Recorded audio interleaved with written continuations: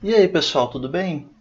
Para começar o nosso estudo de química orgânica, eu quero iniciar falando sobre ligações químicas, ok? Se a gente quiser entender como moléculas funcionam, a gente precisa primeiro entender como que um átomo se liga ao outro para formar essas moléculas, beleza?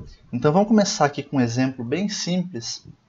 Vamos imaginar dois átomos de hidrogênio no seu estado fundamental, cada um com um elétron, que eu estou aqui simbolizando por esse pontinho, ok? Nós temos esses dois átomos inicialmente isolados e eles se unem formando essa ligação, que eu simbolizo por esse tracinho aqui, ok? Isso aqui é uma ligação covalente e ela representa compartilhamento de elétrons, ok? Esse tipo de ligação é o mais comum que a gente vai ver em química orgânica, por isso eu estou começando com ela. E o que eu quero dizer por compartilhamento de elétrons? Eu quero dizer que, nessa situação inicial, cada átomo tinha o seu próprio elétron, mas eles se uniram e agora ambos elétrons estão sendo compartilhados, estão sendo sentidos pelos dois átomos, ok?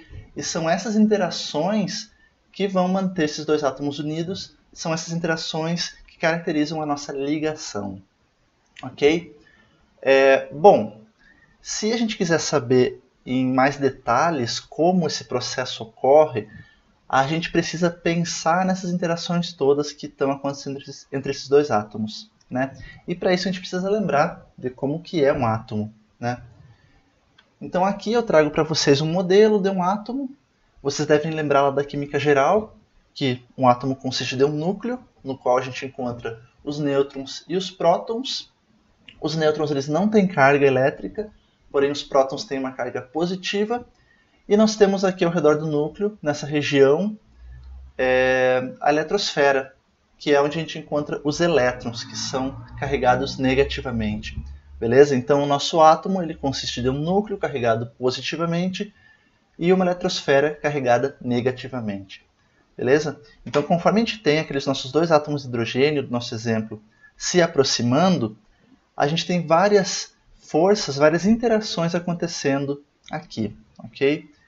A gente tem, por exemplo, a repulsão entre a eletrosfera de um átomo com a eletrosfera do outro, né?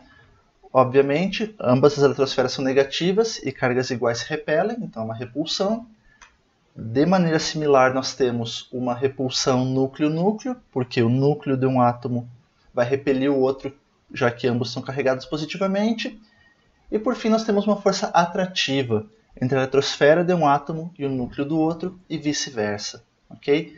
Então, conforme a gente aproxima esses átomos, a gente pode então calcular o somatório dessas forças e saber em cada ponto se essas interações ao todo vão ser estabilizantes ou desestabilizantes, beleza? E eu posso representar a variação de energia conforme os átomos se aproximam nesse gráfico aqui, no qual eu represento a energia no eixo Y e a distância internuclear no eixo X, ok? Eu defini que a energia nesse ponto aqui é zero e eu quero que vocês se acostumem com esses gráficos de energia porque a gente vai usar eles bastante ao longo desse curso, ok? Eu quero que vocês tenham em mente que sempre que eu faço alguma modificação no sistema que leve a um aumento de energia, esse meu sistema se torna menos estável, ok? E, por outro lado, se eu fizer alguma modificação que diminua a energia do meu sistema, isso torna o sistema mais estável, ok? Então, tenham isso em mente. Quanto mais baixa for a energia do nosso sistema, mais confortável o nosso sistema vai estar energeticamente e maior a tendência dele permanecer nesse estado, ok? Se eu quiser tirar ele desse estado, eu preciso fornecer energia, ok? E quanto maior for a energia do meu sistema, mais desconfortável ele estará, mais instável ele estará, ok? E menor vai ser a tendência do sistema permanecer nesse estado, ok? Bom, se eu então aproximar aqueles meus dois átomos de hidrogênio e acompanhar como que a energia se comporta ao longo desse processo todo, eu vou chegar nesse gráfico aqui, ok? Nós temos então a energia que é praticamente zero quando os átomos estão distantes, ela diminui até chegar num vale e depois aumenta, ok? Vamos por partes aqui nesse gráfico. Na nossa situação inicial, no qual os átomos estão muito distantes um do outro, A nossa energia é praticamente zero, porque os átomos estão distantes demais para interagir. Okay? As interações aqui não são muito relevantes, elas não trazem nenhuma estabilização ou desestabilização do sistema. Okay? Porém, conforme eu aproximo mais esses átomos, eu começo agora a observar uma interação entre eles. Okay? Nesse primeiro momento aqui, vejam que a minha energia do sistema diminui. Okay? Ou seja, o meu sistema está se estabilizando conforme eu estou aproximando esses átomos. Isso quer dizer o quê? Que daquelas forças que eu falei anteriormente, as forças de atração elas estão vencendo as forças de repulsão. Okay? Por isso que o sistema está ficando mais estável. Se eu continuar aproximando esses dois átomos, eu vou chegar aqui nesse mínimo de energia que vai ser a situação ótima, a situação mais estável para esses dois átomos. Nesse momento aqui, as forças atrativas estão vencendo todas as forças repulsivas. Ok? E essa é a situação mais confortável para o nosso sistema. Beleza? Se eu continuar aproximando os átomos a partir desse ponto, eu vou chegar nessa situação aqui, onde agora a minha energia é muito alta. Ok? A partir desse ponto, se eu aproximar mais os átomos, aquelas forças repulsivas aumentam muito. Elas aumentam muito mais do que as forças atrativas, elas vencem as forças atrativas, causando então um aumento da energia total do sistema e desestabilizando completamente esse nosso sistema aqui, ok? Então, o nosso sistema ele vai tender a ficar nesse estado aqui, ok? Que tem a menor energia. E é justamente aqui que a gente tem a caracterização da nossa ligação covalente, ok? Vai existir uma energia associada a essa ligação hidrogênio-hidrogênio e um comprimento associado a essa ligação, ok? Como eu estou vindo aqui de um estado onde os dois átomos estão isolados e eu estou aproximando eles e formando essa ligação, eu estou diminuindo a minha energia, ok?